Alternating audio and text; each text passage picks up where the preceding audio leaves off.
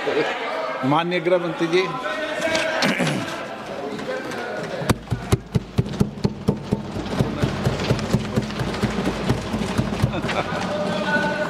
सम्माननीय अध्यक्ष जी, पूरी चर्चा पर सरकार का जवाब तो कल मैं दूंगा, परंतु अब तक जो चर्चा हुई है उसमें कुछ चीजें ऐसी उभर कर आई है जिसको सुनकर मुझे लगता है कि आज रात के लिए भी देश की जनता में कोई भ्रांति नहीं रहनी चाहिए। तो वो चीजों की स्पष्टता करने के मर्यादित उद्देश्य से मैं यहां पर खड़ा हुआ हूं। माननीय अध्यक्ष जी, एक सबसे बड़ा नैरेटिव खड़ा किया जा रहा है, भ्रांति फैलाई जा रही है कि ये जो 3 विधेयक है, संविधान संशोधन विधेयक और 2 कानून, डिलिमिटेशन का और संघ क्षेत्र के चुनाव के कानून में बदलाव, वो आने से दक्षिण की क्षमता लोकसभा में बहुत कम हो जाएगी और हमारे दक्षिण के राज्यों को बहुत बड़ा नुकसान होगा। मान्यवर, मैं बिल जो सदन के सामने है, अब सदन की प्रॉपर्टी है, इसका प्रैक्टिकल इंटरप्रिटेशन कर कुछ चीजों को मैं बताना चाहता हूं। कर्नाटक राज्य में 543 के सदन में अभी 28 सीटें हैं और सदन की 543 सीटों की संख्या के 5.15% कर्नाटक के सांसद यहां पर आते हैं। ये बिल पारित होने के बाद, संविधान संशोधन होने के बाद कर्नाटक की संख्या हो जाएगी 28 से बढ़कर 42 और प्रतिशत लोकसभा में 816 में हो जाएगा 5.14। तो जरा भी नुकसान कर्नाटक को नहीं होगा। दूसरा राज्य है आंध्र प्रदेश, इनकी अभी 25 सीटें हैं आंध्र प्रदेश की और अब की स्थिति में उसका प्रतिशत प्रतिनिधित्व 4.60 है, 4.60। अब इसमें भी 50% लगभग वृद्धि होगी तो सीटें हो जाएगी 38 और 4.60 की जगह 4.65% उनकी शक्ति हो जाएगी। तेलंगाना में 17 सीटें हैं अभी और उनकी शक्ति 543 के सदन में प्रतिशत 3.13 है। अब उसमें 50% की वृद्धि होगी और सीटें हो जाएगी 26 और 3.13 की जगह 3.18% उनकी क्षमता। तमिलनाडु, इतने सारे लोग काले कपड़े पहनकर आए हैं, मैं तमिलनाडु की जनता को भी आश्वस्त करना चाहता हूं कि आपकी शक्ति कम नहीं होगी, बढ़ रही है।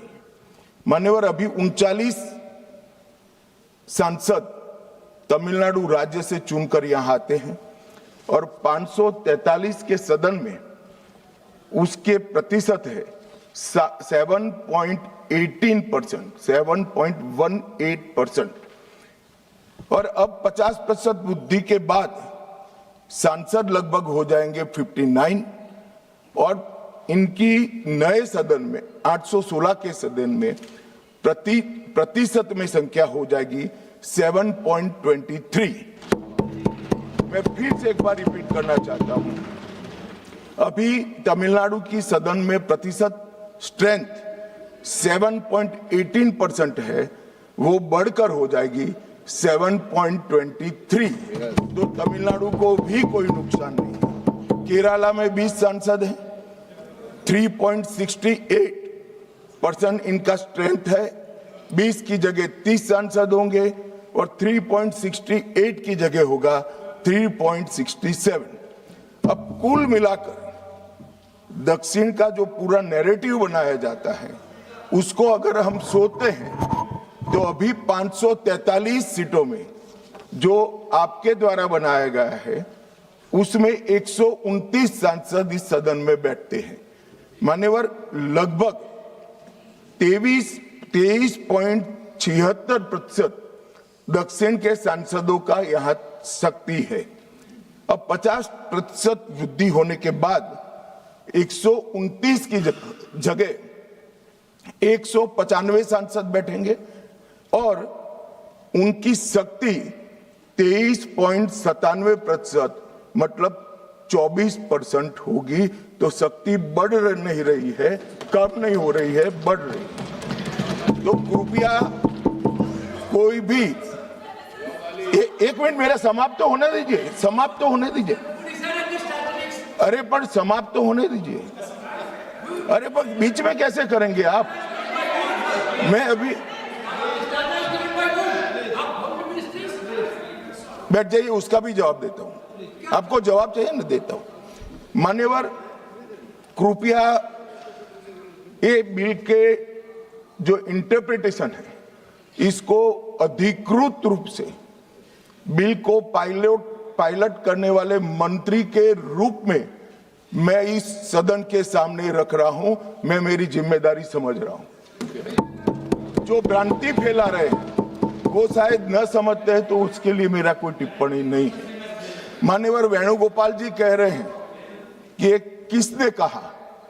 मैं अमित शाह भारत का गृह मंत्री कह रहा हूं जो इस बिल को पायलट किया। दूसरी बात, सुनिए ना, बिल में कहां है और कहां से ड्रॉ कर मैं आंकड़े निकालता हूं।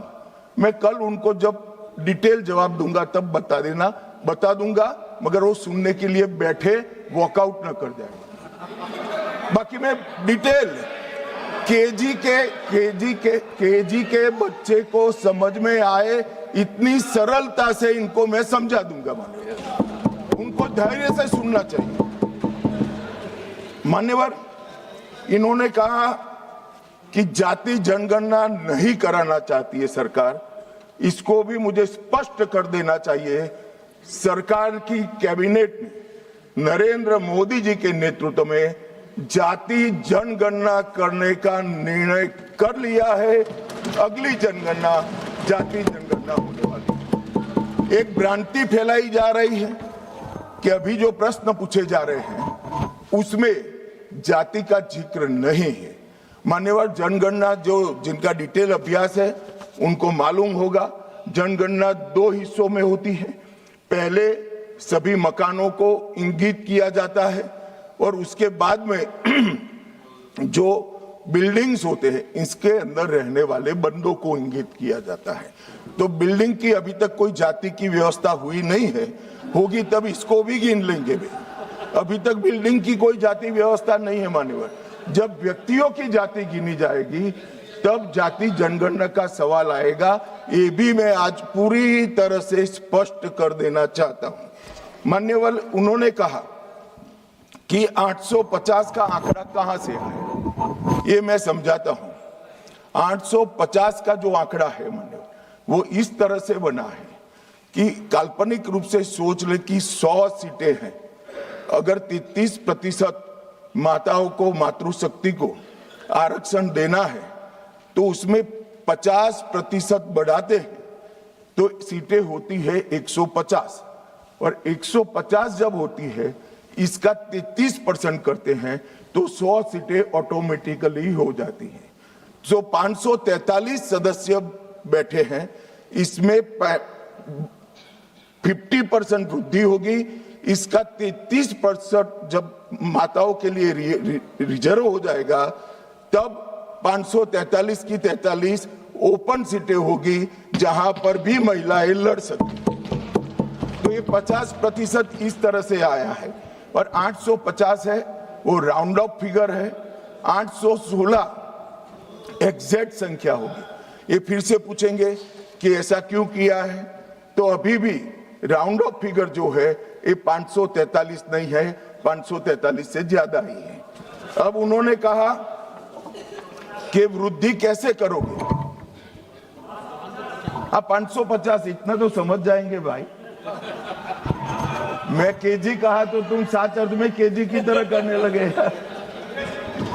मान्यवर, इन्होंने कहा कि ये बिल में लिखा नहीं है।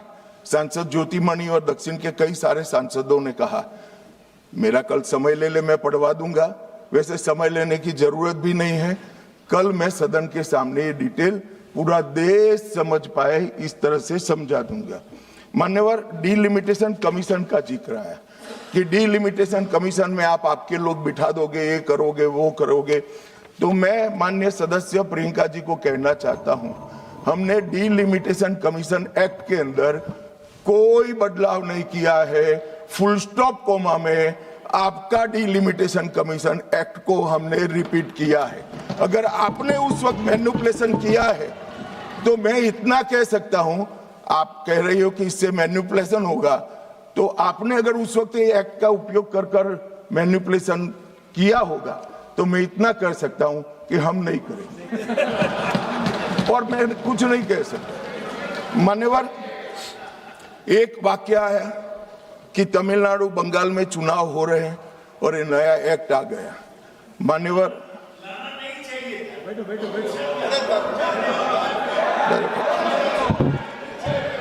मान्यवर, मैं स्पष्टता से कह देता हूं कि ये डीलिमिटेशन कमीशन की जो रिपोर्ट तभी लागू होगी जब पार्लियामेंट इसको स्वीकार करके करेगी और राष्ट्रपति महोदय इस पर अपना मंजूरी का मोहर लगाएंगी। तो ये 2029 के पहले होने का सवाल नहीं है। 29 तक भी जो चुनाव होंगे वो सारे पुरानी सीटों पर ही होंगे, पुरानी व्यवस्था में होंगे। तो अखिलेश जी को भी डरने की जरूरत नहीं है। यहाँ 27 की बात करो, यहाँ हालांकि वो जीतेंगे नहीं, वो अलग बात है, मगर डरने की जरूरत नहीं है। यहाँ पर कहा गया कि सत्ता बनाए रखने की लालसा में ला गया है। मान्यवर, ऐसा जो लोग कहते हैं कि कुछ नेता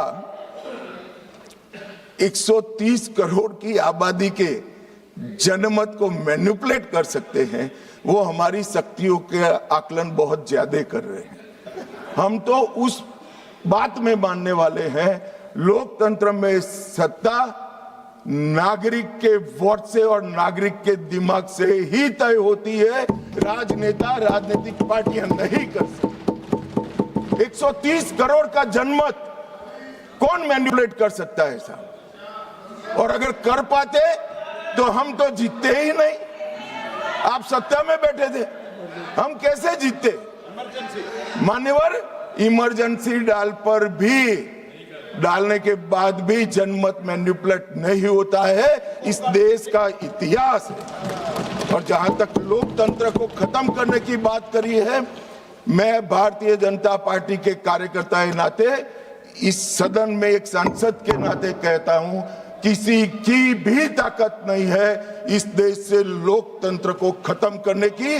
जिन्होंने प्रयास किए हैं इमरजेंसी के वक्त, जनता ने उनको खत्म कर दिया था, लोकतंत्र को कुछ नहीं हुआ।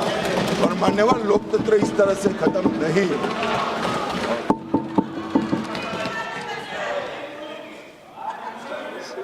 ये मलविंदर सिंह